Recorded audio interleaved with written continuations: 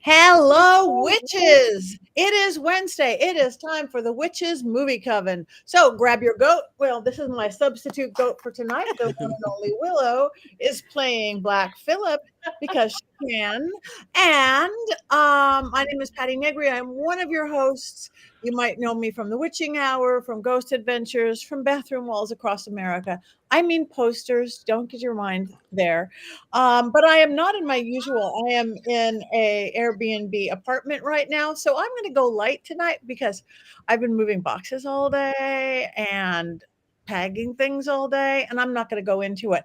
But I'm going to pass you on to my beautiful co-host, sharing hosting duties tonight. I'm going to pass it over to Richard-Lael Lillard. Hello, that is me. Richard-Lael is one name, not two. If I were just Richard, I would be a. I am known as the gentleman psychic. I'm a psychic and a medium. I used to be a psychic and a small, but I gained a lot of weight. Anyway, unlike other psychics who are all doom and gloom and love and light, I'm a happy medium. Also, make certain that you are hitting the like, the subscribe, comment in the section. We love when you chat. We will see it and we will try to respond when we can. You can also go over here to Mystery Control and you can find merchandise. So you want to go over there. And if you want a book by Jason Mankey, there are 10 of them he's written.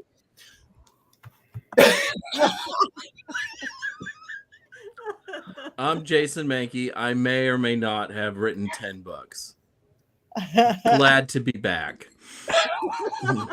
We missed you, Jason. We missed you, Jason, so much. Thank you. Well, thank you, Richard-Lael. Thank you, Jason. And of course, we can never leave out the wonderful, educated, and oh so smart on these things, Heather Greene. Oh, I thought Jason was going to continue with his He gave up on us. No, he stopped. Done. That was it. Okay. Well, no. I am Heather Greene, and I've only written one book, but I have worked with many, many other authors who have written many other books, and one of them is Dollcraft, written by the beautiful and equally as smart and powerful witch, Patti Negri. I think I have that right here, actually, Patti. I know you probably don't because you. I don't. There it is. And I also wrote Lights, Camera, Witchcraft, a critical history of witches in American film and television, everything about witches in television. I'm also, as I said, an editor. I work with many authors like Jason and Patti. And I am also a journalist covering occult topics in the mainstream media. And I'm super excited to be here for this Muppetational edition of the Coven meeting. Thank you. Thank you so much. Muppetational. Now, sad to say, we do not have Courtney with us tonight. We send her love. We send her magic. We send her Muppets. But lucky us, we have two fill-ins for Courtney. So let's start out first with the lovely Tabitha Meadows. Hi, everybody. I am Tabitha Meadows. I am a medium and psychic. I have not written not one book yet. I am so happy to be here with y'all during the season of the witch. Thank you for having me. Thank you so much. And the wonderful screenwriter, movie director, video director, everything else, Scarlett Amaris. Welcome, Scarlett. Thank you. I've only written 3 books and 2 anthologies, so I guess that sort of counts. But yeah, I'm mainly a screen and television writer, also a music video director, and I lecture on mythology and witchcraft. And I'm thrilled to be here, so thank you for having me again. Thank you. Thank you for coming on. This is a beautiful group right here. We miss you, Courtney. We love you, Courtney, but we are here, and I'm going to pull back. This week's movie is Muppets Haunted Mansion. Now, I hope you guys all watched it. I couldn't. I tried desperately, but at my Airbnb apartment, they kept thinking I was the guest before and wouldn't let me on. But that's okay. They wouldn't let me on the Yankee game either. For my but he's on his little bitty phone. Anyway, thus I digress. Hopefully you watched it, but just in case you didn't watch it, and for my sake as well, Richard-Lael, do you have your beautiful, always thorough, unbiased synopsis of this film? I certainly do. Okay. So I love a good Muppets movie. I love a good haunted house movie. If you're looking for either of those things, this is not that film. Unbiased. Okay, so in a very CGI book, because budgets, as if Disney didn't have any money, Disney decided to animate Gonzo and Pepe the King Prawn in a hearse going to the Haunted Mansion, which for whatever reason takes place in Los Angeles at this point, from what it looked like, I guess. Anyway, they go to this Haunted Mansion and Will Arnett plays the ghost host, and then they go through what is basically the ride of the mansion. That's about it. They escape by dawn. Woo, that's about it. That's literally it. It's just the ride.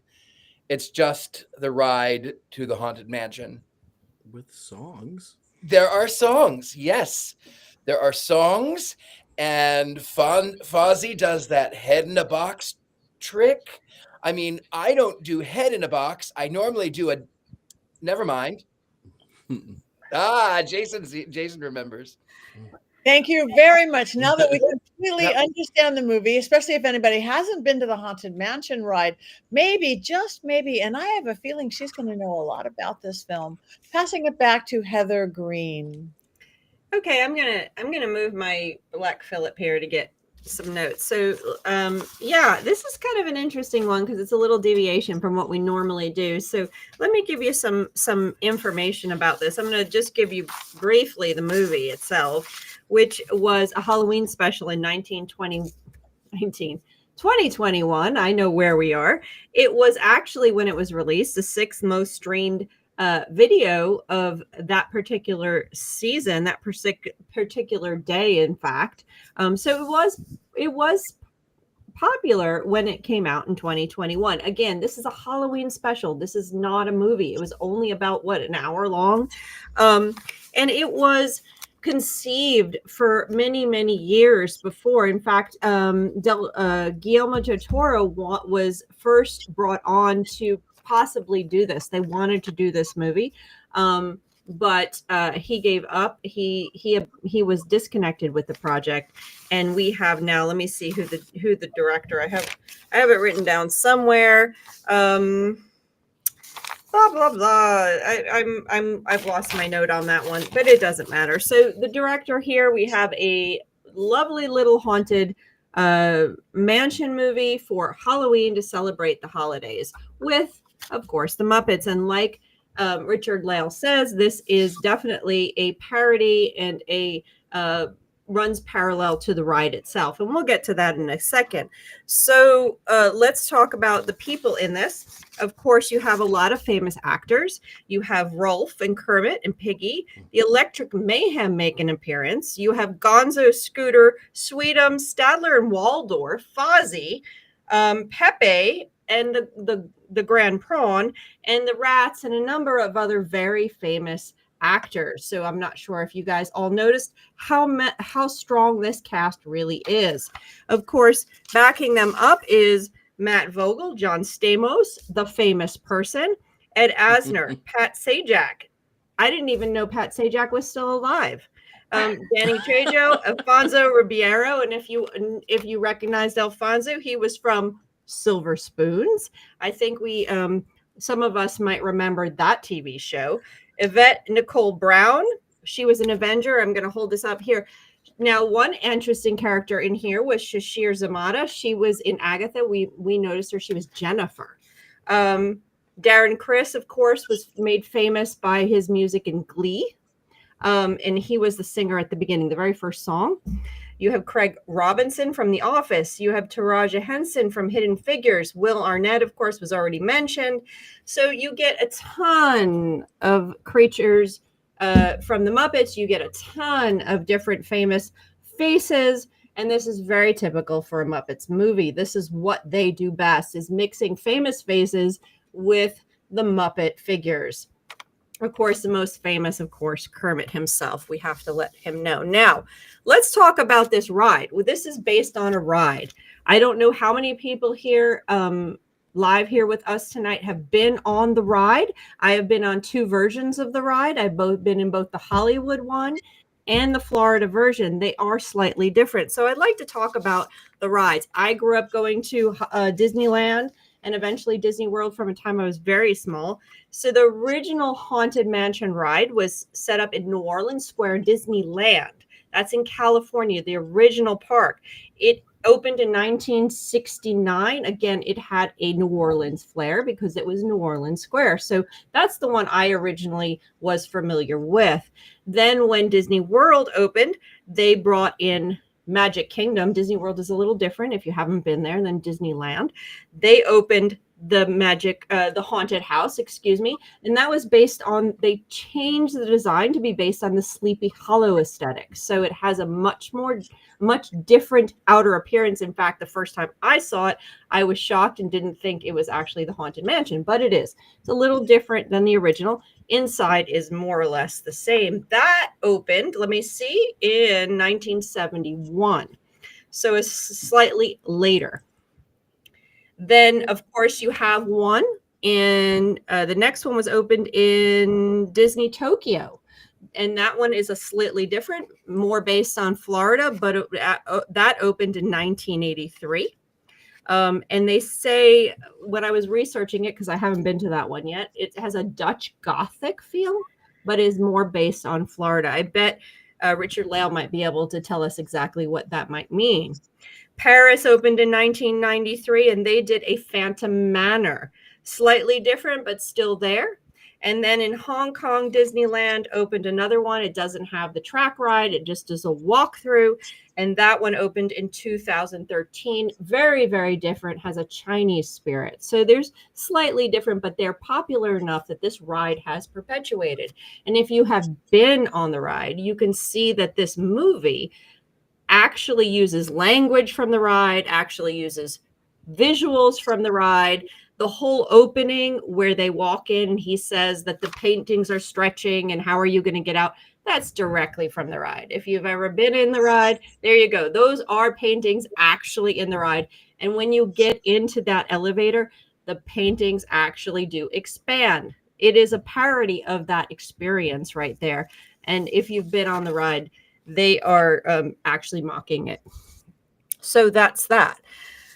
So now let's talk a little bit more about this Haunted Mansion. So the Haunted Mansion is such a popular ride and such an icon of the Disneyland parks that this is not actually the first movie based on the Haunted Mansion.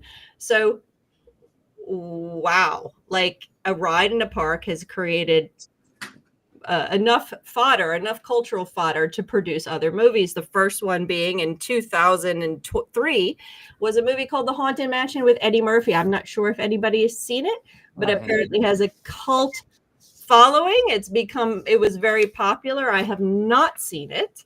It also had Wallace Shawn in. If you don't know Wallace Shawn, he was in Princess Bride. Inconceivable. Thank you. That's what I was going to say. He is brilliant in that movie. And he is in the 2003 Haunted Mansion movie with Eddie Murphy. Although it was not necessarily an award-winning movie and it got a cult following, it has made enough money for them to do a remake of the Haunted Mansion movie. Surprise, surprise, in 2023. That's the 2003. They remade the movie with Jared Leto, Lakeith Stanfield, Owen Wilson. I'm reading off the names. It was directed by Justin Simeon. And I'm sorry, that was the one that was actually Del Toro was going to be part of, not this one. I'm sorry. I made a mistake on which one he was part of. So they remade the movie. So this is 3 movies based on Disney's ride. So that tells you that everybody must tomorrow buy tickets to Disneyland and go on this ride because it's produced 3 movies. It must be really that good. Just kidding. I have stories I could possibly tell later about my experiences on this ride because I've got a couple cute stories. Now, what is this? This is a Halloween special. So I think this is a kind of a neat time to just for us to think back about other Halloween specials. The Muppets have done other ones. Halloween specials have been happening since silent era. You have silent although Halloween wasn't celebrated at the early part of the 20th century the way we do now, it's kind of evolved. But you did have Betty Boop Halloween specials. You did have Felix the Cat Halloween specials. And most of the witch representations that happened in cartoons at the time were Halloween specials with pumpkins and dancing skeletons and whatnot. Disney did ones early before they started doing even their feature films. Now, we all have our favorites, and some of them, I'm just going to name a few Halloween specials off. Maybe that'll trigger some good memories for you guys, and you guys can share your favorite Halloween specials that have happened over the years. Of course, probably the most nostalgic for people of my generation would be, of course, the Great Pumpkin Charlie Brown. That one is actually airing right now. I just saw it, and you can watch it. Of course, that was a standby. You always watch that movie at this time. You had an interesting one from the 70s, the Halloween that almost wasn't. And that is a feminist one. That one is a film about how the witch is the one who flies across the moon to bring Halloween on. And when she decides that she's being overcast by all of the men monsters, she decides she's not going to fly that year. So they have to convince the witch, the only female monster, to fly across the room to bring Halloween on. So it's a really kind of has a feminist twist, and it's a Halloween special. Of course, the Treehouse of Horrors by The Simpsons. That's always fun. Love The Simpsons. And if you were an 80s kid and you were watching cartoons, you had things like the Halloween Smurf special called All Hallows Eve. Witchcraft, anybody? Of course, Disney's Halloween Treat. And let's see, Great Bear Scare. I don't know if anyone remembers that from the 80s.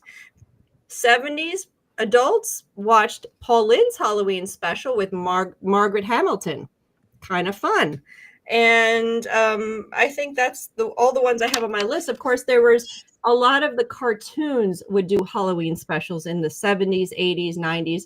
You'd always have some kind of twist on the cartoon with a pumpkin and a witch. And a lot of the witchcraft cartoons and a lot of the witchcraft stuff we see are ones that were just simply Halloween specials. So I don't know. Does anybody have any Halloween specials that they want to share? Scared Shrekless is very good.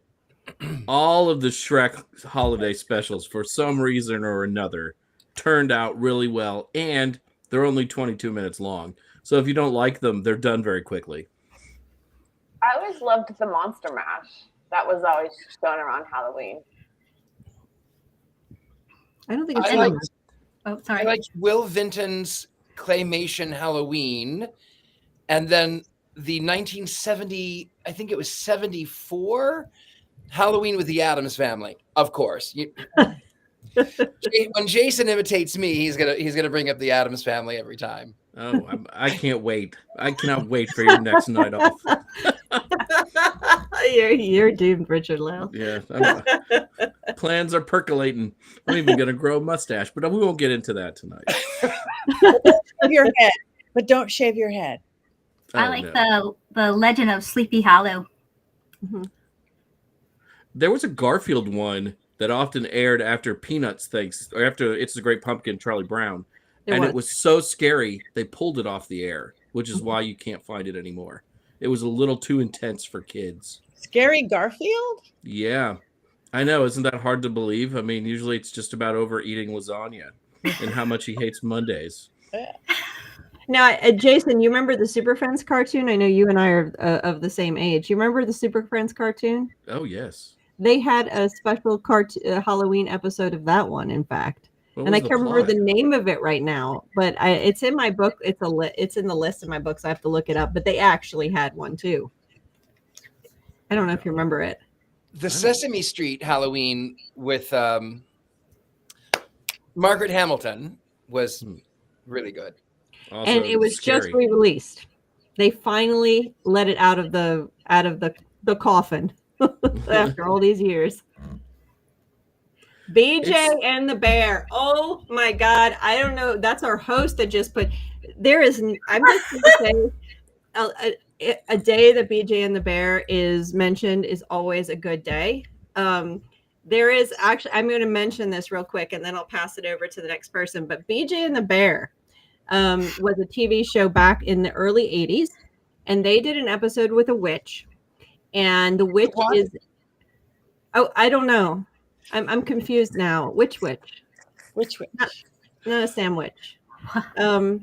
And she was an herbalist in this TV episode. She's she's an herbalist who tries to convince BJ, because Bear's the monkey. So BJ, that witches are all good and witches aren't bad.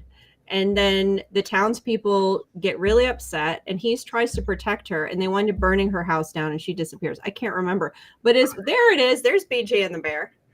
So it is one of the very few episodes during that period of time which actually project a positive view of witches and witchcraft.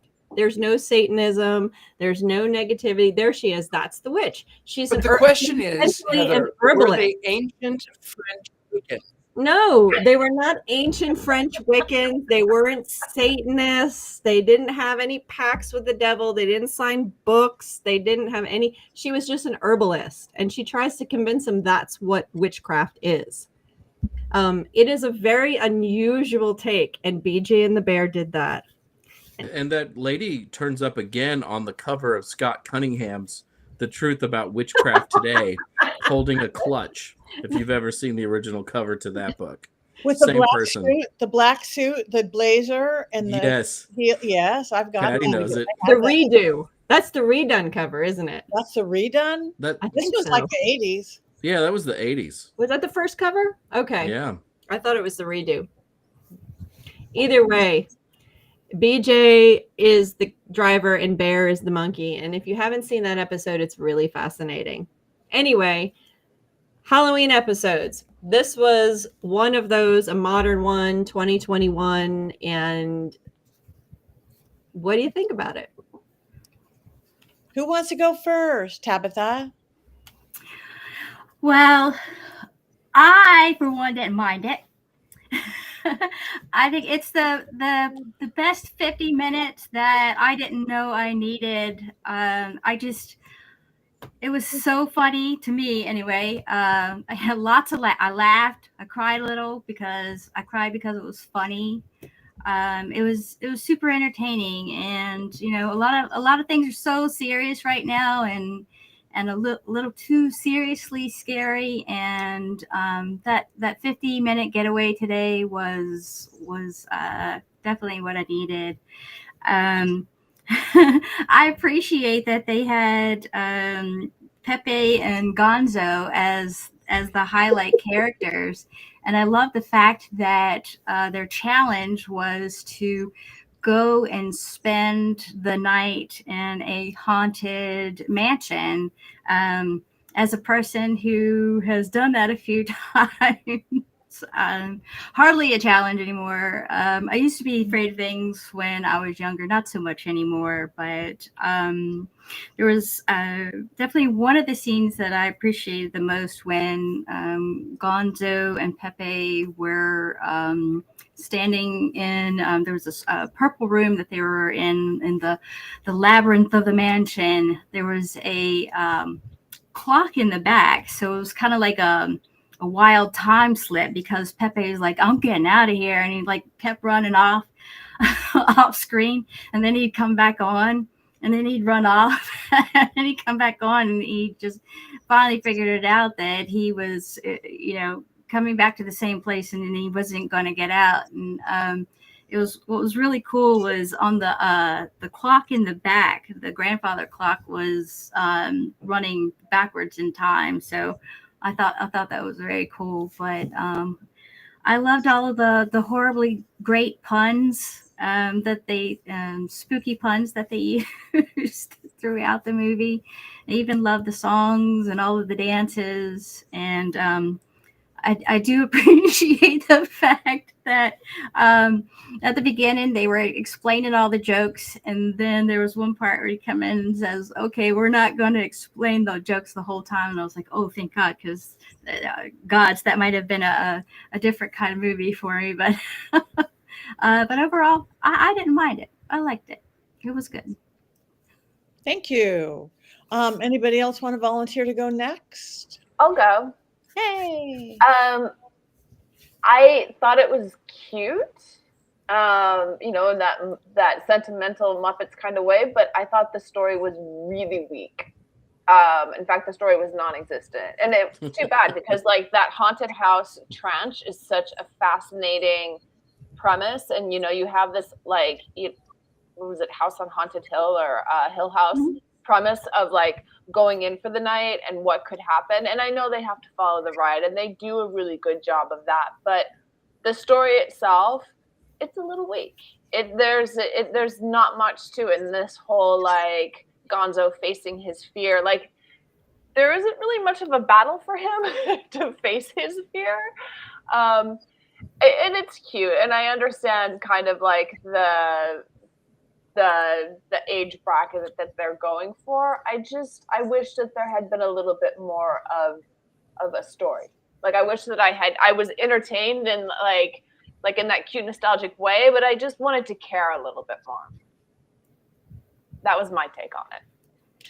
Well, do you think just because it's the Haunted Mansion, they have to completely follow the ride? I mean, well, reality takes like, yeah, I kind of wish that they had deviated maybe just a little. I mean, they did. You could see where it was like, oh, here's the moral of the story, which is Gonzo's going to face his fears, and like his fear is really not that big of a deal, and you know, and then he's going to be able to face his friends and blah blah blah. But yeah, I wish it had deviated slightly. I just like wish that there was a little bit more of the story. Although I did really love the end when he had the Phantom hitchhikers with him. Because when I was a kid on that ride, when you would sit on the ride and you'd look over and you'd see the Phantom hitchhikers like sitting on your lap, I would like lose my mind. So just that little like coda on the end, I thought was really cute. Like that was really fun. That was my favorite part of the ride too, was the Phantom hitchhikers. I don't know. Yeah, that was good. So you would like this. They have this like they appear at the end of the movie, and it's like, yeah, that was a fun movie, or a fun memory to bring back. Thank you, Jason Mankey. So I'm gonna admit something. I love Pepe the King Prawn. Pepe is one of my favorite Muppets, and that's surprising because Pepe is a late Muppet, and he doesn't show up in the Muppets canon until 1996, where he's in the short-lived Muppet show, Muppets Tonight. I really like the Muppets, and I don't even have to look this stuff up on Wikipedia. I love the Muppets. So the fact that I got a movie with Pepe, or at least a short film with Pepe in a big role, was pretty nice for me personally, because he's one of my favorite Muppets. But Scarlett's right. There's barely any story here. It's kind of fun. They do follow the ride way too closely. I kind of got whisked back to my one trip to Walt Disney World way back in the late 1980s and kind of got to relive that through the film, which wasn't really necessary. I just wish there had been more meat on the bones of this film. I mean, you had some really great actors in it. Like Will Arnett is fabulous. They don't really explore the fact that he's the dead magician from 100 years ago very much. It's just sort of a shrug your shoulders at the end of things. Yvette Nicole Brown, who was on Community, and I love in everything she's ever been in. She's on screen for 3 minutes driving Gonzo and Pepe to and from the mansion. I mean, John Stamos, barely is on screen. There's so much more they could have done with some of these actors, and they could have fleshed the whole thing out. But it's a fun little trifling time, and you get to spend some time with the greatest puppet prawn ever created in Pepe, and the only one, sure, but still the greatest. Thank you. I'm almost feeling like I saw the film. Who wants to go next? I'll go next. Yes, please. I will go next. I love the concept of the Haunted Mansion, and to Heather Greene's context of what architecture styles. So the original Haunted Mansion, even though it's in New Orleans Square, if memory serves, the house was actually in South Carolina. It's plantation style. It's been demolished a long time ago, but it was patterned after that. The Dutch one in Florida is actually there's two things about the Dutch one. There's the Dutch influence with part of the the facade, but it's also slightly based off of the Harry Packer Mansion in Pennsylvania, which is Second Empire. It has sort of a weird tower off to the side.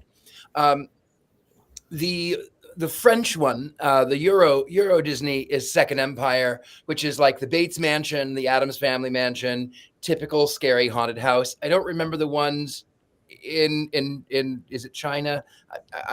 China looks like a China. It has that architecture from that part of the world. That doesn't surprise me. So as far as the architecture goes, love architecture. I love haunted houses. I live in one. I always do. I can't help it. And also, if someone were to tell me, "Hey, spend the night in this haunted mansion and you never have to leave," are you kidding me? Sign me up for that all day long. Sign me up for that. I don't have to pay rent, and I get to live in this beautiful house forever. Great. That's perfect.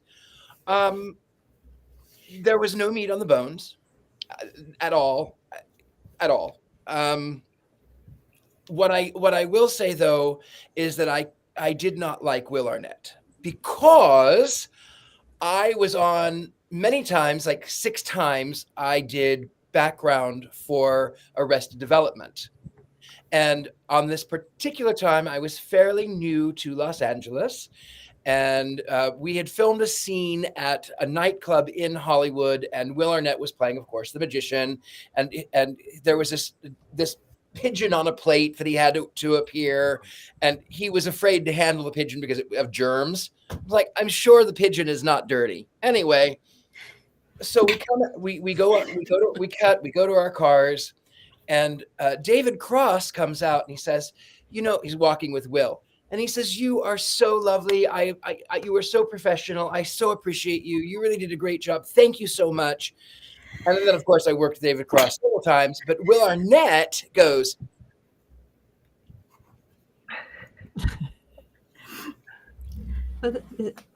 "Is Richard-Lael okay?" That was my impersonation of Will Arnett. But what does that mean? I don't know. He just sort of snarled at me. So I don't know. It was all polluted by the fact that Will Arnett snarled at me one time after a shoot of Arrested Development. Mm-hmm. Did I like it? No, I didn't like it. I love haunted mansions. I love. In fact, I do have a haunted mansion story, but I've never been to the haunted mansion. I've been to Disneyland one time, just inside the gate at the House of Blues one time when I lived in LA. One time. However, I've always been obsessed with haunted mansions, and growing up, we went to what is it called? Silver Dollar City, which is sort of a hillbilly knockoff of Disneyland, but it's like sort of barefoot, like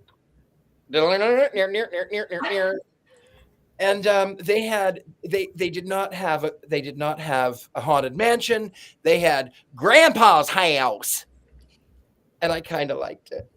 They had one room, I remember, that you couldn't go in it, but the room was upside down and the chandelier was from the floor. And I said, one day I'm going to have a house that does that. I don't. It's ridiculous. I don't want it now, but I wanted one when I was 6. Thank you. That's what I have on that. I'm so sorry about your Will Arnett experience, because now that's going to cloud my future interactions with Will Arnett. That's true. But and he's the voice of Lego Batman, so that's going to be tough I had hoped that he would have been nice and that I could have really but I wasn't that I'm furniture. I get it. When you're background, you're basically furniture, and I'm fine with that. It's fine. Just don't snarl at me, Right. But Richard-Lael, think about this. What if he just had indigestion? That is possible. What if he just had a little tummy ache that moment? He had some gas.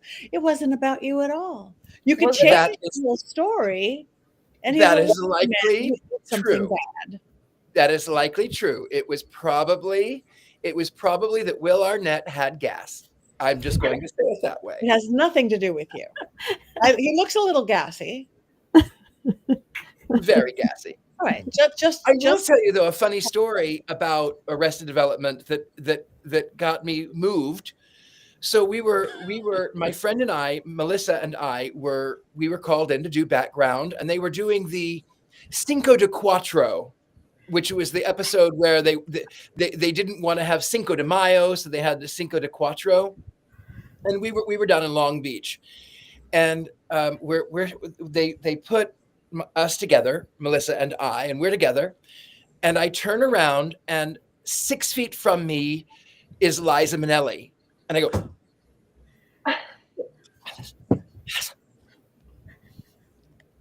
that's Liza Minnelli. That's Liza. And then I was like, okay, calm down. Don't fangirl over Liza Minnelli. It's not that big of a deal. And then I calmed down. And then the PA came over and was like, okay, you, we need to fill in way back in the background, way over there. In Nebraska. So that was my Liza Minnelli. That was as close as I got to greatness. Oh. Until the show, when you got to be close to all of us. That's true. That's Yes. true. That is absolutely true. I have written 10 books, as you well know. You are a brilliant impersonator, Richard-Lael. We've seen you with many, so there you go. All right, thank you for that. Let's move on to Heather Greene. Okay, well, like Jason, I'm a major Muppet fan. I have gone to the museum here in Atlanta, the Puppetry Arts Center, which has a Jim Henson section. And I literally walked in the minute I saw Ernie and Bert and the Fraggles and the Doozers, I started bawling. This was my childhood. My parents, if I was acting bad, they would punish me from watching the Muppet Show. The only Christmas special that I actively looked forward to watching was Emmett Otter's Jug Band Christmas. Everything. I mean, look, this mug right here I'm holding, I brought for just this special occasion. I've had since I was a child. The Muppets were my life. Jim Henson was everything about my childhood. That's all you need to know about me is I love the Muppets. And as many of you know who watch this, I am not a big fan of recent Muppet movies. I did not like the Muppets Wizard of Oz. I am not a big fan of what they do with longer movies. I think the Muppets, although, okay, with that said, I love the Muppet movie and the Muppet Caper. Okay, but with that said, recent ones I could do without. Okay, The Muppets is a good movie. How can you not like? I love the Muppet movie. Not the And the original Dark Muppet Crystal. movie, but the one that came out in 2011. Okay, I'll revisit them just for you, Jason. But I'm telling you, I struggle with them, and I think that they do really well when there's less structure, when the movies are a little more chaotic and allow the Muppets to really live that chaos. I do agree that they stuck to the. I dreaded watching this one, honestly, and I do agree that they stuck to the actual ride a little bit too closely, but I think it lended itself to some degree to the fun and frivolity and the chaos that the Muppets really embody. So this was more like, for me, I began to not care. I actually literally have no idea what the plot was. And all I did was just enjoy watching the Muppets do their chaos. And that to me was fun. And I laughed. That scene that just showed up there, the actual bride scene, was my favorite. I love just the random comments. I love Pepe. I agree with you, Jason. He's one of the best characters. Absolutely hysterical. Laugh out loud. Gonzo. All of them. I went to when I went to sleepaway camp when I was 9 years old, to make me feel better, because I was going 8 weeks to a sleepaway camp by myself, no friends or anything. My parents sent me. My dad is an artist, and he drew Sweetums and Robin on the big duffel bag and that I pack my clothes in to make me feel better because I love the Muppets so much. So I love seeing Sweetums. I love seeing them. So I frankly did not care that there was no blood, which there really wasn't. And I didn't care. I thought the music was fun. I thought watching the characters do their bizarrity things and just trample around was fun. I thought the throwbacks to the ride just brought back so many memories that I just had fun with it, and I literally don't care if there's a story. So I was okay with this one. I didn't mind it, like Tabitha said. It was just kind of you dive into the chaos and enjoy what it is, and then you move on. It was an hour. Now, if it had been 2 hours and it had been tried to be a movie, I would have had issues.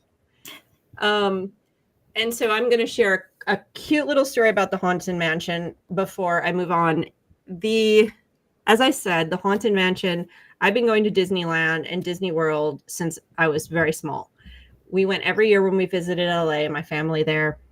I've been to the Disney World in California.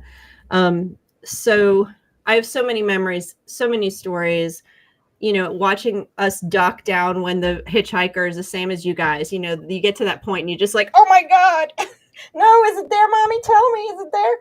But when I took my sons, and they were pretty small, maybe 4 and 6, to the Haunted Mansion in Florida. We went, and I was so excited because I'm like sharing this great ride. We stood in line and we got in there. And as soon as we got into the elevator part and the things start stretching and the spooky thing, both of them just were horrified, terrified. And I was with the older one holding his hand. He was probably 6. The 4-year-old was being held by my ex-husband, picked him up and held him. And I knew he was the one who was going to be terrified. My older one was a little bit more rational. He was into Jurassic Park. He could take it. So I knew he was okay. The little one, I went over to him and I said, you're going to be okay. This is just a ride. And he was like absolutely freaked out. And my other one was like, is this real, Mommy? Is this real? The younger one passed out and fell asleep by the time the elevator left. It was so scared. He was out cold for the rest of the ride, just absolutely fell asleep and was done. And then the 6-year-old, I had to he was so scared. He was clinging to me. I had to talk to him through the whole ride. This is not real. See, there's electric wires over there and there's cameras. And everybody that was in front of me and behind me was so angry because I was ruining the ride. Yes. But he was so scared. He was so scared that I had to show him that this actually wasn't real. It's just Imagineering. It's just fun. So I don't think that was the last time I was on the ride, but that was one of the more memorable of trying to get my 2 little boys through the Haunted Mansion, who were there's probably a picture of you at the front of the ride now saying, don't let this woman on the ride. Yeah. That's probably true because I ruined it for everybody around me. Hey, see how they do that? This is how they do it. It's not real. These are not real ghosts. You want to see a real ghost? Let's go back home. No, that was one of the more memorable things. And my poor little one, he was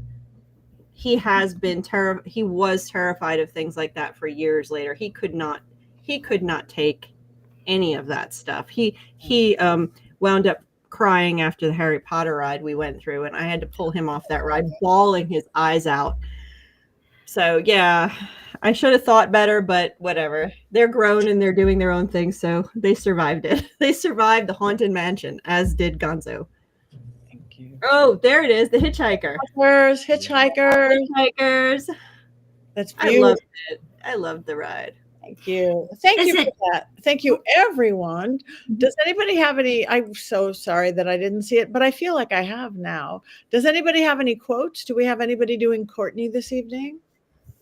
Jason. I'm not going to do an impression, but I rounded up the quotes. Good.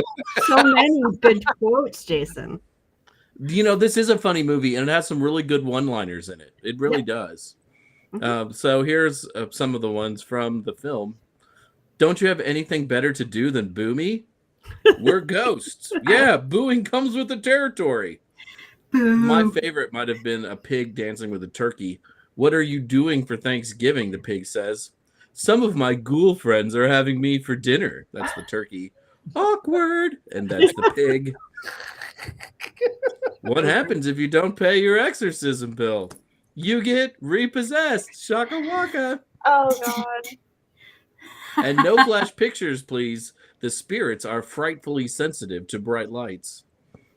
Let's see. Don't worry. We don't have to do that one. I always liked Bunsen, Honeydew, and Beaker. Mhm. So I had so hoped we'd have a bigger cameo, Beaky. Meep, meep. Budget.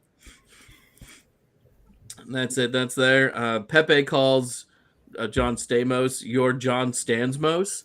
And he also talks about Brad Pitt, but he calls him Brad Pitts. So I think that's fun. 6 times the charm, they say. They being Henry VIII. Gee, no one says goodbye here. They just ghost you. Oh, I get it. What's the matter with you? You can't say that. This is a family show. But she loves me. She calls me Jumbo. So there you go. There's some quotes from the movie.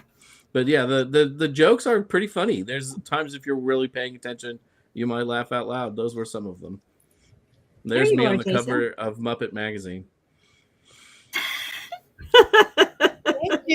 When I was a child, I used to get mistaken for Ricky Schroeder with frequency. And this lasted until I was in college. And people would come up to me and they would go, "Are you that kid from that show?" And I'd be like, "Yes. I was on Silver Spoons and now I'm going to Southeast Missouri State University. That was totally me. I've hit rock bottom." But yeah, but we did look quite alike when I was younger. Interesting. Yeah. Okay, well, thank you for that. Now, continue. That was a fine Courtney, even you weren't doing Courtney. Do you have your Mankey mini? Well, Yeah, this is the whole last 10-minute takeover. this is the Jason show. It's okay. It's okay. It's good. You're making up for all my lost time. Or if you don't want to do it, I'll impersonate you, Jason. I'm sure. Yeah. I've written 10 books.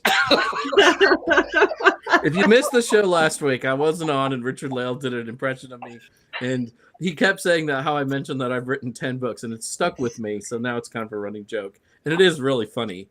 I loved it. I like being made fun of. Okay, I was making fun of you. I don't say it that much though. Well, how Anyway, many times have you said you wrote 10 books this episode? I think 10 times. 97 tonight, I think. We're just actually going to rename the episode Jason Wrote 10 Books. I think that's what we're going to call it. Yeah. Maybe the whole podcast. Yeah. Plus, I edited an anthology, so, almost 11. All right. Or a t-shirt quote. All right. Here's the other thing. So when I do these little Mankey moment things, they are very raw and unfiltered. I like to be honest with everybody. I have slagged on films that nearly everyone loves, especially in this coven, and I do it with no fear. For example, I'm not wild about The Princess Bride and admitted as much. I nearly fell asleep through the long slog that is the middle third of Wicked and dealt with the rest of the coven's absolute horror that I could possibly say such a thing. American Horror Story Coven is not the witchcraft masterpiece people think it is. Instead, it's an absolute mess of a television show whose good ideas are lost in a sea of bad writing and quickly forgotten plot points. Hereditary is neither frightening nor smart, and I absolutely hate it. Beloved classics such as Hocus Pocus and next week's Practical Magic have serious script problems that most people overlook simply so they can say, "Oh, Bette Midler," and "Look, there's Nicole Kidman, the woman from the AMC commercials." Despite my commitment to truth, justice, and the witchcraft way, there are lines, though, that I just won't cross, and one of those lines is going after the Muppets. I love the Muppets. I love every incarnation of the Muppets. I have watched the Muppets on TV, capturing bits of Sesame Street on rabbit ear antennas. I have watched the greatest Christmas special of all time, Emmett Otter's Jug Band Christmas, on a fledgling technology now mostly forgotten, known as cable TV. I saw the original Muppet movie at a drive-in movie theater and even spent time with the Muppets when they were magically transformed into cartoon babies in the mid-'80s.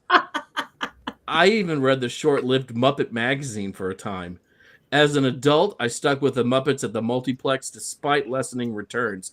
I will never abandon the felt overlords of my heart, nor will I make fun of them.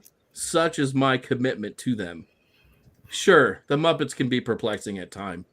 Scooter's sister Skeeter was a key cog in the world that was Muppet Babies, yet no one has mentioned her since that show. What happened to Skeeter? Was she abducted? Was there a tragic accident at the daycare? Why the silence? Release the Skeeter files now. But even that irritant will not lead me down a road that encourages making fun of the Muppets. What would a child of Miss Piggy and Kermit the Frog look like? I choose not to contemplate such horrors. Instead, I revel in the joy that comes from watching creatures made of felt sing, dance, tell corny jokes, and interact with human beings. In a world of too much AI and CGI, the Muppets are a throwback to human ingenuity and, for me personally, my childhood. May they live forever.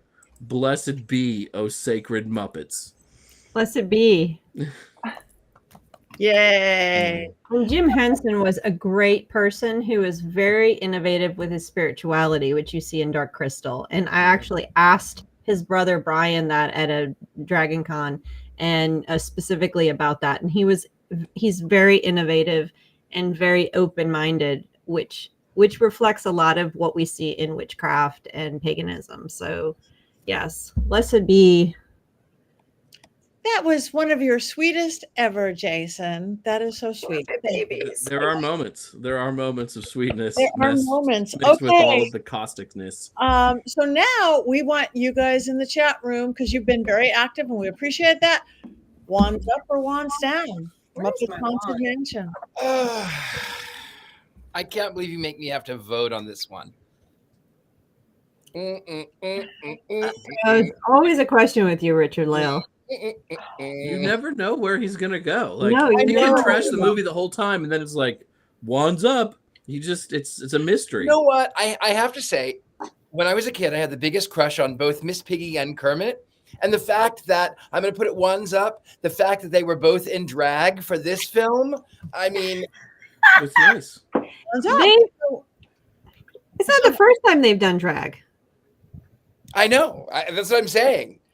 Both Piggy was dressed as Kermit was dressed as Piggy. Are you kidding me? It's like the best world. It's like everything that I wanted when I was a kid. I wanted to date Miss Piggy, but I also was in love with Kermit. Oh, so we've got, looks like almost every up, almost up. Jason, you're not all the way up, but you're so close to it, I'm right? so close. So close. I just need a little Muppet Viagra and I could get there, but it's not their strongest outing, but it's not a bad outing. And It's so, not Muppet Treasure Island. and so Scarlett, even though it had no plot line, you've got enough. You know what? I think for the nostalgia and the funness, I can see it. Yeah, I think it would have been a big wands up had it had a better plot, but it's fine for what it was. Okay, so Nothing could be the Muppet movie. Nothing is going to be as good as the Muppet movie. Sorry. Yeah, That's that's true. Absolutely. so we've got Colin wands up and Mickey wands up and Oceana's up, wands halfway up from Kevin, wand up for the Muppets, wands up. Mega was this wand Viagra. Never heard of it. Oh, BJ and the Bear. BJ and the Bear. So we have a pretty almost unanimous. I'm not voting because I didn't watch it. I brought my cord, plugs up, plugs down, but I didn't see it. But Courtney watched it and she already voted and she said it was up. So because Courtney voted up, I'm going to counterbalance hers and point mine down. So his up wand has gone down. So what are we watching next week, everybody? Oh, wait. You say Patti Negri. It's my birthday week. We are watching Practical Magic. And yes, maybe it had some flaws here and there, Jason Mankey, just one or two. And yes, you've probably all seen it several times. Mm-hmm. But yes, it is my birthday movie. And yes, there's a new one coming out. So it is time for all of us to watch the original. So everybody watch Practical Magic and come back and help me celebrate my birthday next week. I will be awake. I will be alive. I apologize. I went from the biggest, amazing, insane, middle of nowhere, Rock Island, Illinois weekend where I vended all day and then did investigations filming all night. And then I would vend all day the next day and did midnight till 2 a.m. seance. And then I got up at 3 a.m. to fly. And then I came home to pack my house up. And I don't usually get into my personal woes, but I'm woeful. I'm woeful. So I will be alive next week. Happy birthday, Patti, just in case I don't make it. Thank you, Kelvin. In case I don't make it through, never have your house termite tinted when you live in it and you haven't taken anything out of the house in 20 years. Just saying.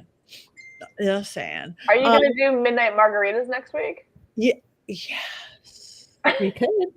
We have to. Please, please, please, for my birthday, all I want is midnight margaritas. Okay. You got it. Just for you. Thank you. Thank you. Yeah, thank you for that, Scarlett. Okay, so Practical Magic. I don't even know what year that film is from. 1999. 99. Okay. Oh, and we're going to party like it's 1999.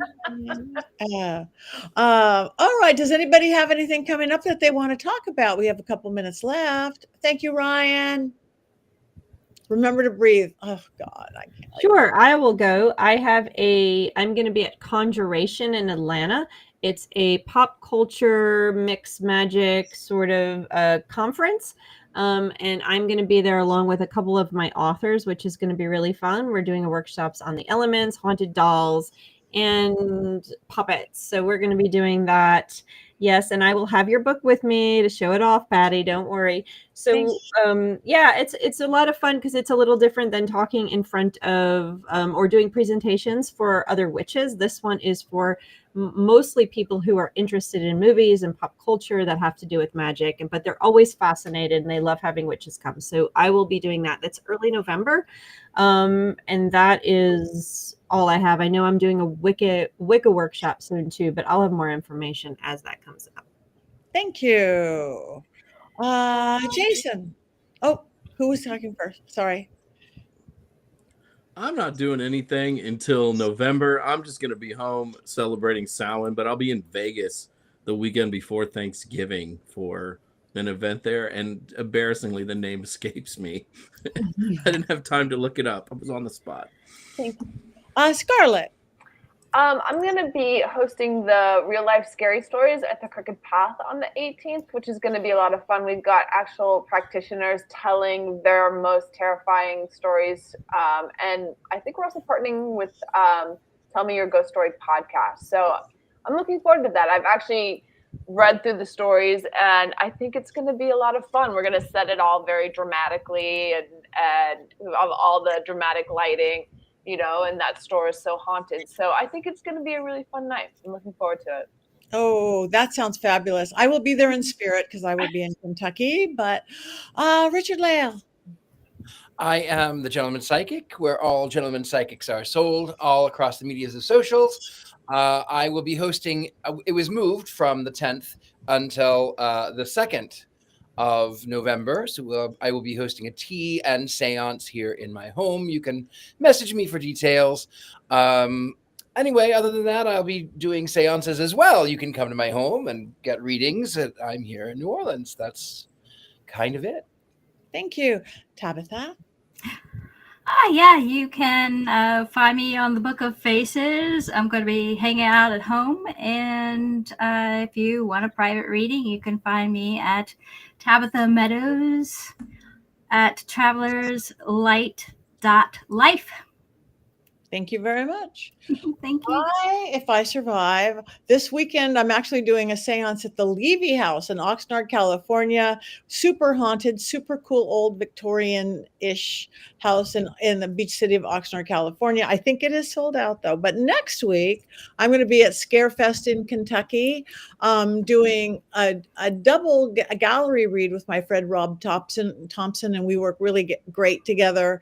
He's from Ghost Finders, which we've done a few episodes together. And then I'm just on the road. We've got New Orleans, which I will see you at too, as well, Richard-Lael, for the Vampire Ball. And I have 2 book signings. I am so excited now. I have 2 book signings for Dollcraft in New Orleans. One on the 30th at Bloody Mary, my friend Bloody Mary's shop. Thank you, Heather. I'm the worst marketer. So yes, I'm going to be on the 30th, and we're going to do a ritual. We're going to do book signing and ritual and talk about haunted dolls a wee bit. And on Halloween Day itself, we are doing a quiet event with Ghost City Tours at their office. They're bringing in tarot readers. They're going to have like a candy apothecary to make your own like candy potions and things and all sorts of fun stuff. So you guys go to pattinegri.com, find me, because I'm everywhere and I'm excited.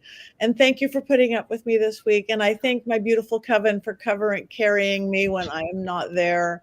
I am not there. And I love you all very much. So come back next week because it's practical magic. We love you, Patty. We love you too. You. I'm going to go to sleep now. I'm going to take a jacuzzi and go to sleep. We have one more thing to do. It is after 7. We have gone late, but we have one more thing to do because we are witches. 1, 2, 3.